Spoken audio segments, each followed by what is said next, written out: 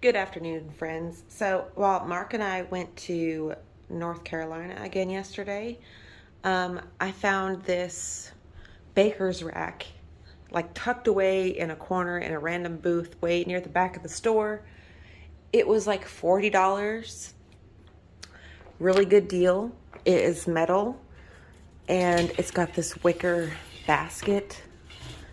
I've already cleaned it once, but I'm probably going to clean it again because I think it was sitting in that place for a really long time. And it had like this weird, you could still kind of see it back here, like this weird sticky like gunk on it. I've got most of it off. See these drawers. I'm going to change the knobs. Everyone always tells me when I tell them that, oh, don't change the knobs are fine. Listen, if I wanted opinions, I would ask for them, okay? I am simply telling people, these things aren't up for debate, okay? This is in my house. And I'm also going to do something, maybe decoupage some paper onto that or something, I don't know. I'm not a fan of the grapes. So I think I'm going to set it up right here because, all that stuff on that bench is looking just kind of cluttered. Yeah. And the longer this art sits up here, the less I like it. So I'm going to take that down and we're going to see where we can go from there. So let me set up the camera and let's get this done. Okay, so I totally spaced about last night filming myself, like moving all this stuff, but it's whatever. You don't really need to see it. So down here you could see I've got, these are all my wallflower plugins. Let's see the scents I've got. I've got mahogany teakwood, which I'm not a fan of. I think it's too strong. Eucalyptus mint.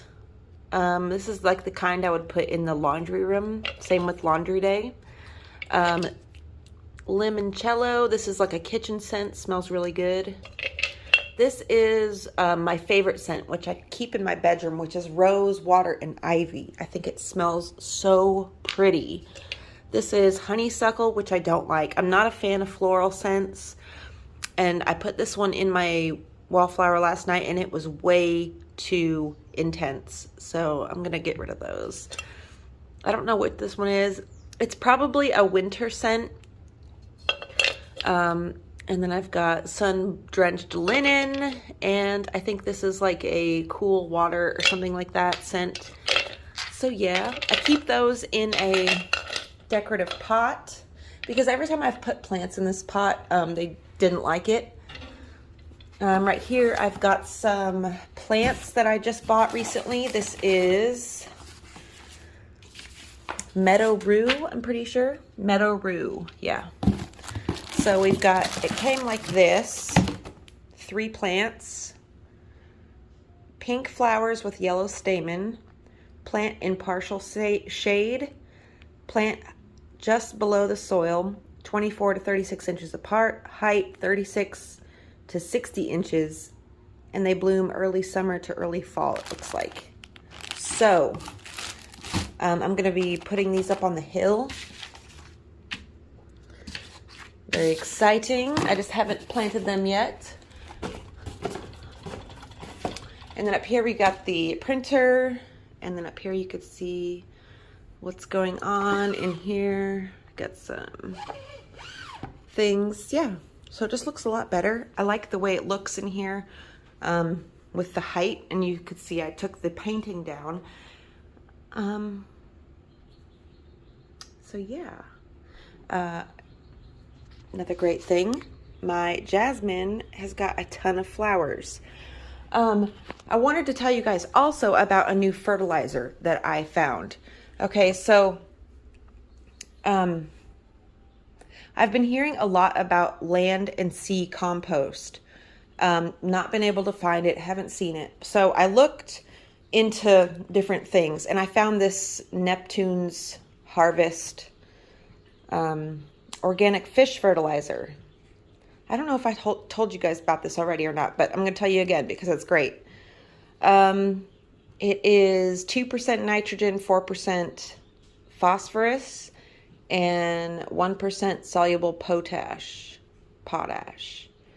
You can do seed germination in it, compost enhancer, outdoor plants, and household plants. This is a, what is it called? It's like you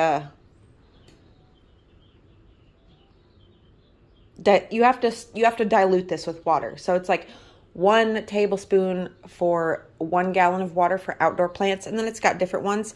But you guys, I put these on my clovers just over here.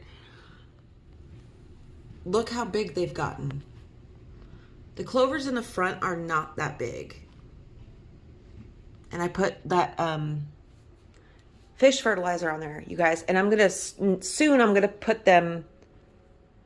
I do not know what I was saying because Mark just called me. Oh yeah, my clovers. Okay, the clovers are getting big. Fertilizer's great. Yeah. Back in here. You guys, I've just been, really kind of just spacey for the last, I don't know, week or so, you guys. I just feel like I'm in like this fog, this mental fog. And also, my relationship with Mark is so turbulent and I don't know if this is just me or if I know it's not just me because, I'm not normally feeling this way if it's just me and myself. But when people, my dad used to do this to me, which really used to bug me and it affected me and how I talk to people and trust people and listen to people. And I realized I have to let go of these patterns that I display of, maybe my expectations are up a little bit too high or whatever. And I've just been trying to take things day by day. And, it's really hard when you love somebody, but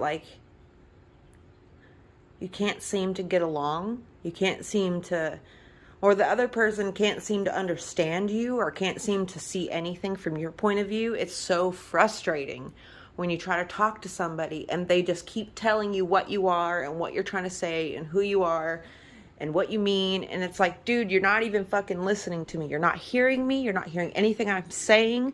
So at that point, you have to just cut off communication. You have to just go ghost and just figure yourself out and put all of that energy and that mental energy really into myself. And so that's what I've been doing, because, Mark and I will just keep going back and forth and it's really getting exhausting. I'm getting to a point where it's like, listen, you either, sorry is not, you can't just say sorry and then that's it. You have to say sorry, and that apology has to be accompanied with changed behavior. You can't keep doing the same things and then saying sorry and then expecting me not to get pissed off. The more people do that to me, the more I realize this person has zero respect for me. So why should I have any fucking respect for them? And so that's when I go off the deep end and, start quote unquote overreacting. But no, it's not an overreaction. It's exactly the reaction that they deserve. I'm just looking for peace. I'm looking for a partner, somebody to build something with, to have a common goal in mind. And it's if we can't have that, then we have nothing, And I want to be with him. I want to trust him. I want to fucking be submissive, and I want to take off this tough outer core that I keep having to be because I don't feel safe. I don't feel structure. I don't feel it's like that feeling I had when I was a kid where it's you don't know what's coming the next day. No matter what they say, you don't know what's next. And so you can't predict, and it's exhausting. It's frustrating. And it's not fair to do to somebody. If you don't, we're adults, if you don't want me, just fucking say it. I'm good. I'll be good. you know? But like, if don't just like lead a person on and telling them stuff that you have no intention of doing. Like, don't do that. If you don't want to do something, don't fucking tell somebody that you want to do it just because you think that's what I want to hear. Like, why not just be yourself, you know? Oh, it's so frustrating. Oh, it's so frustrating, you guys. And I know a lot of you have been in the same exact situation that I'm in right now. And I know a lot of you feel for me, and I appreciate that. So I know I told you guys that him and I are not moving in together. And now, you know, I told him, I said, I can't, it's either that's what we do or we split up because I don't want this. This isn't the life that I signed up for. I signed up for, okay, when I get my shit together, then we can be together and move in together and live together. My shit's been together for a few years now, and you're still telling me you're moving the goalpost, you know? It's like, oh, once this happens, then we can do it. Or once you are this way, or once you can completely stop reacting to anything I say, then we can be together. It's like, you're wanting a robot then. You're wanting a yes man. You're not wanting a me. Because you know that's not who I am. You know, it's so, oh gosh, you guys. And I have nobody to talk to about this with. And anytime I bring it up to Mark, until recently, which I can't tell if it's a trick or not yet, until recently, he's just totally disregarded me and tried to invalidate my experience and trying to make me doubt my reality. It's like, no, you're not in reality. It's like, you can't tell me my reality is not true when I'm the one experiencing it, not you. You know? You can't do that to people. You can't invalidate somebody's total, like, how they see anything. You can't invalidate it just because you don't see it that way. You guys, I know I'm just, at this point, I'm spilling my heart out. And I'm going to go take a shower to rinse all this negative vibes off me. But let me just show you my little art wall here. Some paintings I did. Some paintings Allison did.